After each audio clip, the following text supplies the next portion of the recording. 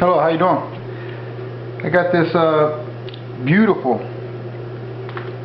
Heritage Cherry finished by Gibson Flying V, made in 2004.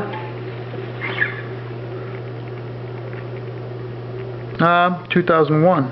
Okay, and it's a reissue of a 1968. I have this thing on eBay for sale. In the listing you can see 62 pictures of this guitar. It's in great shape. There's like no damage. There's a few little ping marks. I don't know if you can see this here, but that's just about the basis of any kind of marking on this. There's like one here and maybe one, two over here. It does have a good amount of belt rash though. And well, that's it for the wear on this guitar. The frets, absolutely perfect. No dead frets, no buzzes, no fret wear. I don't know if anybody ever really owned this guitar, played it much.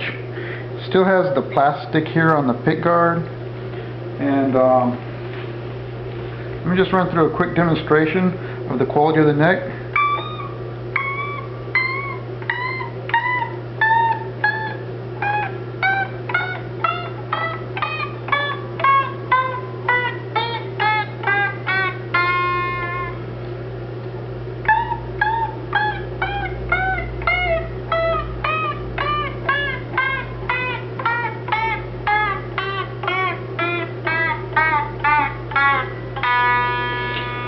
I don't know if you hear that too well. I'm going to plug it in.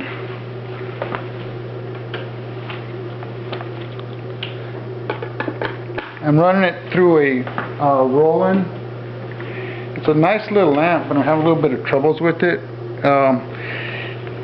Like it has some buzzing in it, so I don't want you confusing the sound of the amp with the actual quality of the guitar. I wish I had a better amp right now, but I don't.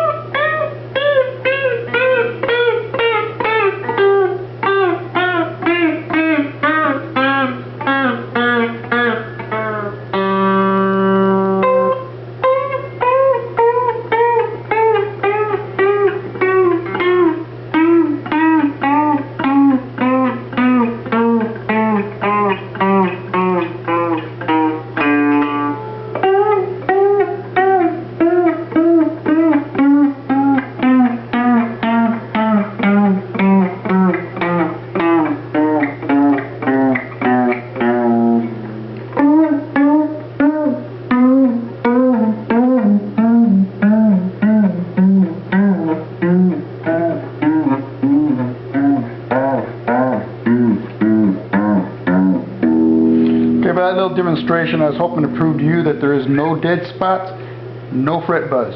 Great neck. I have taken this guitar and I've placed the intonation correctly. I'm going to show you that here in a minute. Any more I can tell you about this guitar? There's a couple features about the controls that are not quite understood by people, and it kind of gives them a little bit of frustration. So let me explain to you real quick. We have the neck pickup and the bridge pickup, and we have a volume control for each one, and then we have a selector switch for the bridge only, both neck and bridge pickup, and neck pickup only. And when you're using this and with both selections, you need to have the volume of one up just a little bit so it can cross through and talk. Otherwise it's not gonna have any sound, no amplification. So right now I have both of them down and I'm turning the one up, no signal. I turned the other one, the first one, I turned it all the way back down. Now Second one, see, I'm turning it up all the way up and still no signal. To get a signal through it, you need to turn this up just like 0.2 of a point, and then you can start to get the sound come through. Alright? However, when you are in, say just your bridge pickup, then the volume doesn't need to be affected by the other volume at all. So as you can hear too now, listen to the pots, there is no scratching. Across the selector switch.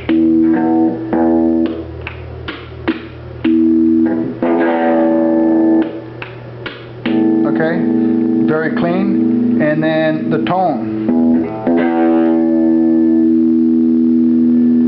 Very clean.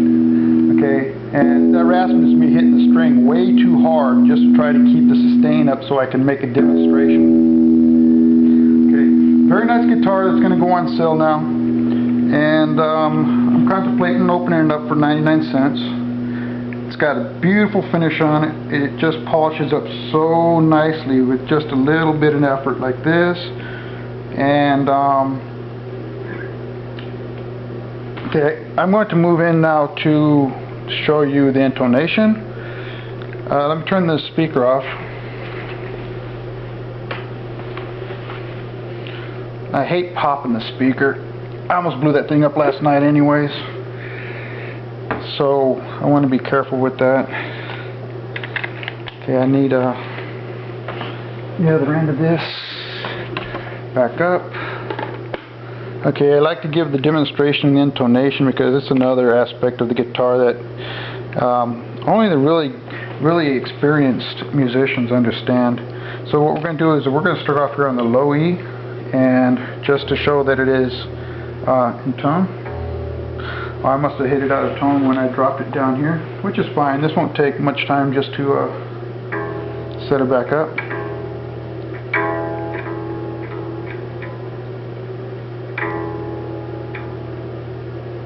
Okay, so now we got the guitar and that string is in tune. Now, to make sure it's intonated, when we hit that next octave up, E, it should still maintain in the center. That way the distance of the string from here to here is an equal E. And, okay, so you can see there by the fact that the needle comes up dead center, that E is intonated. And now the A. Yeah, I must have dropped that down just a little much on that. It's because the neck wants to fold back, and anytime you set that neck down, it wants to turn those keys. So,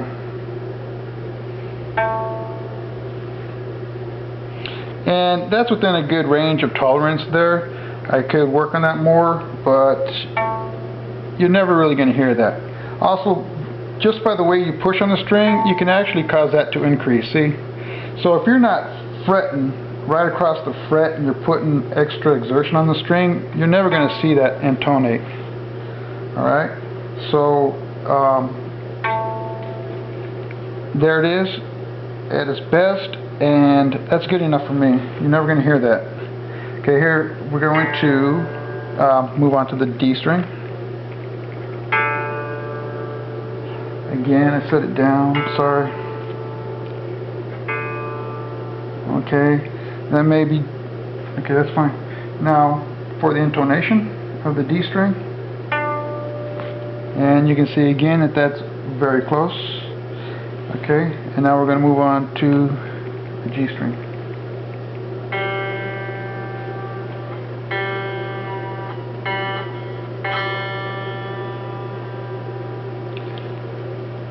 Okay,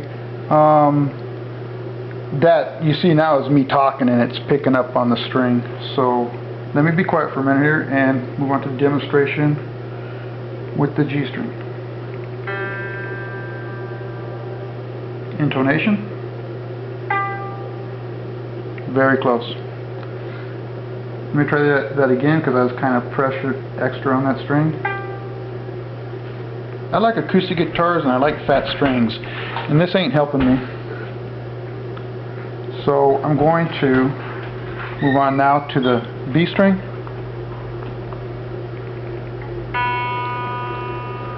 And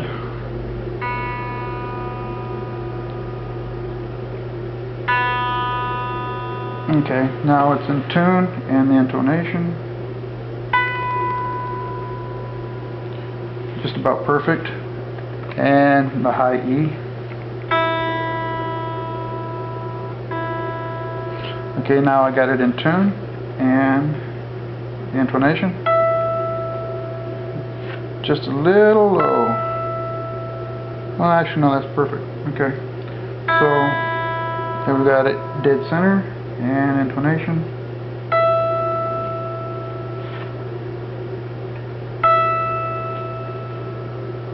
Okay.